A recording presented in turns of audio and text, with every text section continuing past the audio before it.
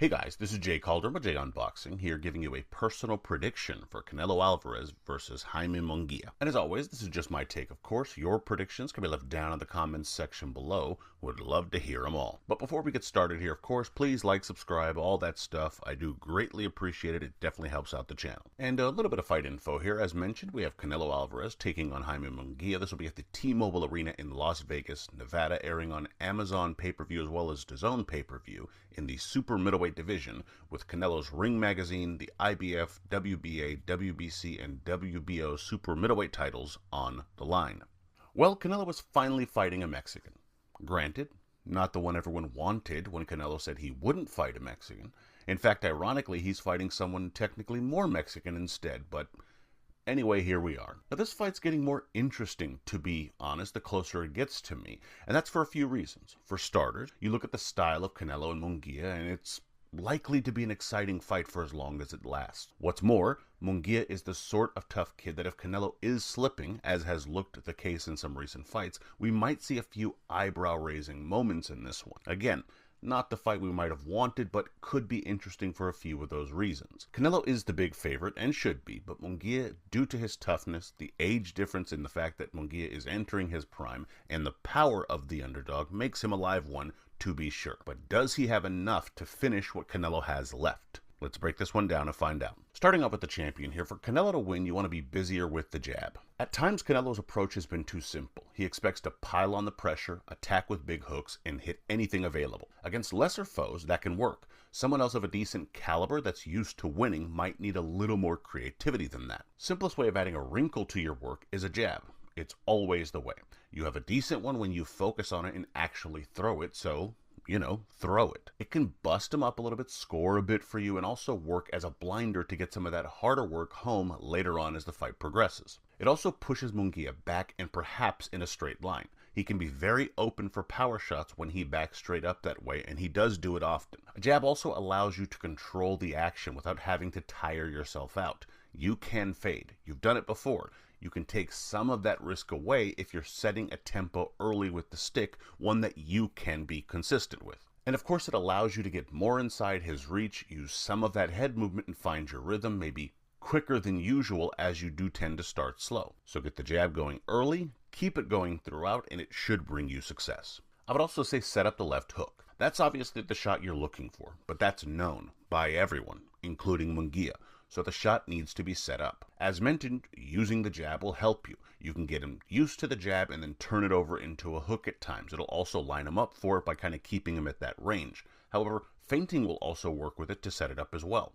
Once you get into a rhythm with the shot, then it can help with everything from trying to cut off the ring and corner Munguia if he's trying to box a bit more. And when you get inside, it's also a shot you can throw to the body. You throw it there, well, you should make sure to implement that also. Attacking the body can take some wind out of Munguia and allow you to settle him down to stand and trade. In general, I think that favors you. You can also use the right hand, of course. You throw it quick and to the point behind the jab or as a lead. This switches things up and maybe gets Munguia leaning into that left hook, which of course you're looking to do anyway. So use that head movement to get inside along with jabbing, and use all of that to set up that big left hand once you've started putting in some of that kind of setup work. And finally, start and finish strong. As I sort of mentioned with the jab, you can get off to a slow start. You take a bit of time to get going. As you get older as a fighter, that isn't a risk you should be willing to run, especially with a fighter 6 years younger in his physical prime. You just can't bank on having it in you, ready to finish strong. You have to start strong as well. You don't want to give Munguia rounds, and more importantly, any confidence heading into the middle rounds and second half of the fight. Instead, you want to get the jab going, then start landing those harder shots like the right hand and the left hook in closer to beat any confidence out of him. The earlier, the better. It also makes Munguia and his team have to switch things up mid-fight. They probably know you can start slow. So if you get going earlier, it might force them to adjust, and then you have them thinking while you're working.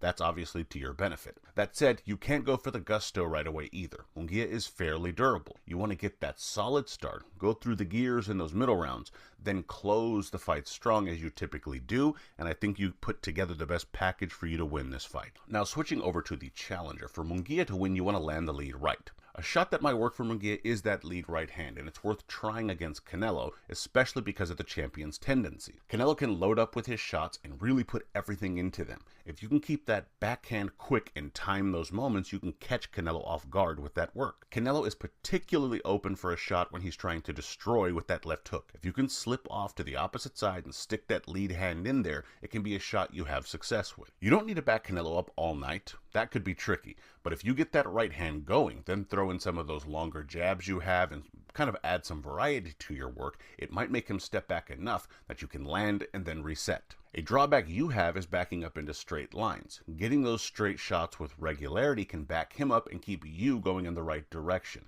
especially if you angle off to the side. So it's giving him the negative and you the positive all at once. So back Canelo up with it when you can, throw it with pace, not power, and catch him in between his more telegraphed work, and you might be successful. I would also say start the fight fast. Canelo, as mentioned, can be a slow starter, taking a few rounds sometimes to really get going. You don't want to give him those rounds by being too timid. Instead, you want to take some initiative and let your hands go. Get those rounds in the bank. A good amount of people are expecting this fight to go the distance, including the odds makers. If that's the case, every round has to count. What's more, you aren't the favorite that can hope they give you kind of close rounds or give you the benefit of the doubt. You have to assume they won't, and you have to make sure you take them. Doing this will also get you into rhythm and make it harder for Canelo to sort of catch up with you in that way. Canelo has had stamina issues, as I've repeated, and if you can get a decent pace going from the jump, all the better to test his wind out. You also don't want to let the big fight feel get in your way. So early, the best way to shake that off is just start fighting. Do it smart, but still start fighting. So get going early, being quick with your shots and forcing a pace on Canelo that could lend itself to your cause. And finally, don't trade power.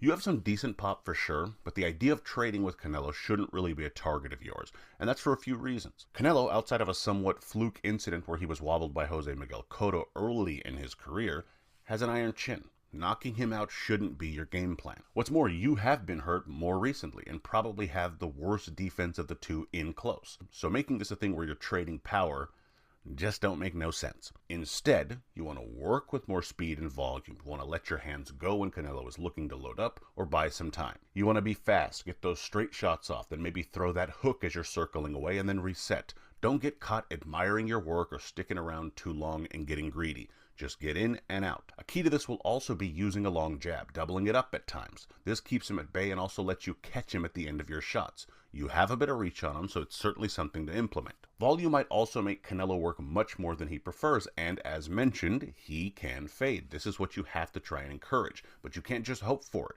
Encourage it with your work. If you can get a little movement going, let that jab get busy, and increase your volume as the fight wears on, you can finish the fight strong with more power that will have a better impact on the fight at that point. Now, in terms of my pick here, in a fight or two from now or a year from now, maybe I think Munguia gets this one done. At this point, however, I still think Canelo is too good for him and wins this fight. I think Canelo starts a little bit better than usual, getting his hands busy and really just having an easier time landing because of the shaky defense of Munguia. Jaime will get his hands going, fighting back as that's what he knows, but those exchanges favor Canelo, who lands solid right hands that back Munguia up. The right hand of Canelo also finds a home as Munguia backs straight up into lines, and that of course is going to start hurting Jaime in those middle frames. In the last handful of rounds, Canelo is landing far too often, probably drops Munguia, and the fight is stopped mostly due to accumulation. Winner, Canelo Alvarez via late fight stoppage. And in terms of the betting odds here, you see Canelo is a minus 600 favorite with Munguia coming out at a plus 420. You also see the over-under here coming in at a 10.5, with the over being a minus 285 and the under being a plus 210. The odd that kind of looks the best for me here is probably the under, if I'm honest. I can see a decision, but at 2-1 with the power both have, as well as the styles, I can definitely see this one ending early. Now, if you think the younger Munguia is catching Canelo at the right time, 4-1 odds for the upset ain't bad either, but I'd rock with the under personally. In any event, those are your odds. And my prediction record as of this recording is 26, 9, and 13 exact. But let me know your thoughts, your bets, your picks, all that stuff down in the comments. And of course, please be sure to like, comment, share, subscribe, follow, all that that good stuff. Also, we'll be trying to drop a preview for this fight as well in maybe a week's time or so. So if you have any questions, any comments, something that I can maybe use in that video, to greatly appreciate that. Leave that down in the comments as well. And be sure to visit JAYONBOXING.com for schedule, results, betting odds, grades, rankings, all that stuff. And as always, until next time.